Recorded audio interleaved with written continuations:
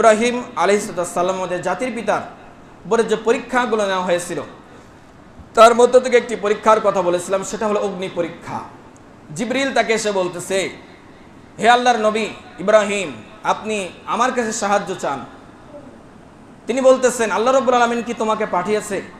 বলতেছে, না, আমি নিজে থেকে আসলাম, আপনি আগুনের মধ্যে পড়বেন এজন্য নিজে থেকে সহযোগিতা করতে আসলাম। বলতেছে, যেই রব্বুল আলামিনের ইবাদত আমরা করি সেই রব্বুল আলামিন চোখে দেখে না এমন তো নয়, বরং তিনি চোখে দেখে। আমাকে পুড়িয়ে আল্লাহ রব্বুল আলামিন যদি খুশি হয়, আর এটা আমি ইব্রাহিম বারবার করব, কিন্তু সহযোগিতা আমার চাই না। জোরে বলেন সুবহানাল্লাহ।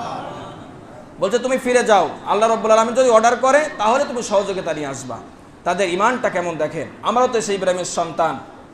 এজন্য পরীক্ষা যখন আসবে পেরেশানিত হওয়া যাবে না। দুই নম্বর থেকে আজকের আলোচনা। 2 নম্বর হলো তার স্ত্রী সন্তান।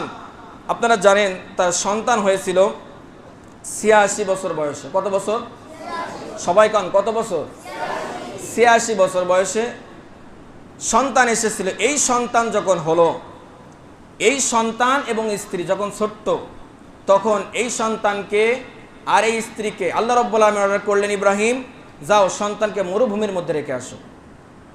এটা হলো আল্লাহ রাব্বুল আলামিনের পক্ষ থেকে পরীক্ষা। আল্লাহ রাব্বুল আলামিন হযরত ইব্রাহিম আলাইহিস সালামকে কি সুন্দর করে পরীক্ষা নিচ্ছে দেখেন। সন্তান এবং স্ত্রী, যেখানে কোনো খাবার নাই, যেখানে কোনো কিছু নাই, মরুভূমি, পানি নাই, যেখানে মানুষগুলোকে রেখে আসলে খাবার নাই, বাড়ি নাই, কোনো কিছু নাই, এমন একটা জায়গায় রেখে আসো। যখন ইব্রাহিম আলাইহিস সালাম তার বিবিকে ওই জায়গায় রেখে আসলেন, হাজেরাকে রেখে আসলেন, এখন রেখে আসার সময় শুধুমাত্র তার স্ত্রী একটা প্রশ্ন করেছিলেন, যেহেতু নবীর স্ত্রী, একটা প্রশ্ন তিনি করেছিলেন, হে আল্লাহর নবী ইব্রাহিম, ও আমার স্বামী, আপনি যে আমাকে এখানে রেখে যাচ্ছেন, এটা কি আমার আল্লাহর অর্ডার নাকি? তিনিও তো পিতা, তিনিও তো স্বামী, তার মনের ভিতরে যন্ত্রণা, তার যদি আল্লাহর অর্ডার, কিন্তু কাদা, মনের ভিতরে কাদা কাদা একটা ভাব তো অবশ্যই আসে। কথা বলেন ঠিক কিনা? হযরত ইব্রাহিম আলাইহিস সালাম তিনি কোনো কথা বলেন না, মুখে কোনো ভাষা নাই, তিনি একবার শাহাদাত আঙ্গুলি আকাশের দিকে আঙ্গুলিটা দিয়ে তিনি ইশারা করে বোঝাতে চাইলেন, হ্যাঁ এটা হলো আল্লাহ রাব্বুল আলামিনের অর্ডার। জোরে বলেন সুবহানাল্লাহ।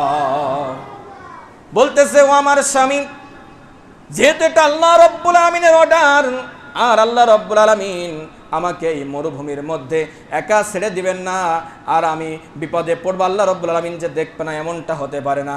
আপনি নিশ্চিন্তে বাড়িতে ফিরে যান। আমি এই জায়গাতে আল্লাহ রাব্বুল আলামিনের উপর ভরসা করে এই জায়গায় থাকলাম। জোরে বলেন সুবহানাল্লাহ। তিনি ওই জায়গায় থাকলেন। কিন্তু একটা মানুষ যদি খাবার না খায় তাহলে তার দুধ তো তৈরি হবে না। আস্তে আস্তে করে স্তন থেকে দুধটা শুকিয়ে যাচ্ছে, সন্তানকে তো বাঁচিয়ে রাখতে হবে। হযরত ইসমাইল আলাইহিস সালাম তাকে তো বাঁচিয়ে রাখতে হবে। তিনি কি করলেন, যখন বুকের দুধটা শুকিয়ে গেল, তিনি দূরে দেখতে পেলেন যে রোদ যখন লাগে, দেখবেন পাহাড়ে লাগুক, বিভিন্ন জায়গায় লাগুক, একটা চাকচিক্য, একটা চিকচিক একটা ভাব আসে। কথা বলেন ঠিক কিনা? তিনি দেখলেন যে দূরে মনে হয় পানি পানি দেখা যায়, তিনি দৌড় দিলেন। তিনি দৌড় দিয়ে এক পাহাড় থেকে আর এক পাহাড় যায়, সাফা মারওয়া পাহাড়, একবার এদিকে যায়, আবার দেখে যে ওইদিকে পানি, সেদিকে যায়।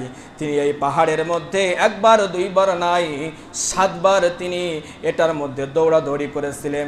আল্লাহ রাব্বুল আলামিনের এই দৌড়াদৌড়িটা এত বেশি পছন্দ হয়েছিল, আল্লাহ রাব্বুল আলামিন প্রত্যেকটা মুসলমানের জন্য, অর্থাৎ যারা হজ করবে, যাদের উপর হজ ফরজ, এই মুসলমানরা যখন হজ করবে 7 বার দৌড়াদৌড়ি করে আল্লাহ রাব্বুল আলামিন ওয়াজিব করে দিয়েছেন। জোরে বলেন সুবহানাল্লাহ। শেষ পর্যন্ত তিনি আসলেন, এসে দেখলেন যে পানি তো আনতে পারলেন না, যেহেতু তিনি দৌড়াদৌড়ি করে পানি পেলেন না। এসে দেখলেন যে ইসমাইল আলাইহিস সালামের পায়ের ধাক্কায় ওখানে একটা কূপ তৈরি হয়ে গেছে। সুবহানাল্লাহ বলেন। অনেক বড় ঘটনা, আপনারা জানেন। সেখান থেকে হাজেরা এখন পানি এনে খাওয়ায়। এর পানির অনেক বরকত আছে, যেই পানি খেলে তৃষ্ণাও নিবারণ হয়, খাবারের ক্ষুধাও নিবারণ হয়। সম্মানিত হাজিরিন, আমি সংক্ষিপ্ত সময়ের মধ্যে যেহেতু কথা বললাম, আল্লাহ রাব্বুল আলামিন আমাদের সকলকে বোঝার তৌফিক যেন দান করেন। সকলে পড়ছে আল্লাহুম্মা আমিন।